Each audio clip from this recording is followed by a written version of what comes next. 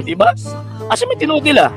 Usa lang magkabog iglesia ang gitugod sa tuwang Ginoong Kristo. Kanang not less than 45,000 Christian denominations, asa man na sila? Kinsa may tinuod nila? Kaya puro man na sila Bible alone, magkahiusa lang man na sila o katakihon ng simbahang Katolika. Pero actually, anong ginatake mo gito ng simbahang Katoliko? Sa hinungdan nga, bitaw, ang simbahang Katoliko mo na so padaghang magbunga ang simbahan.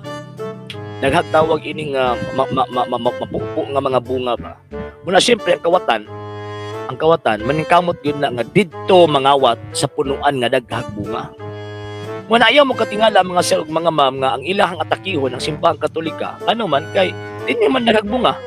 So manang mangawat sila ug ang estilo sa ilang pagpangawat patuhod na nagsakto kay para naay mga hulog nga mga bunga niini. Ya sagad sa mga hulog nga mga bunga aning kong simbahan na pag mahulog niya taas-taas ang hulugan maliki gyud na tanawa. Paggikan sa Katoliko pag abot sa layang sikta maliki. Bisag grammar di na kamao bisag history di na tuuhan diliki.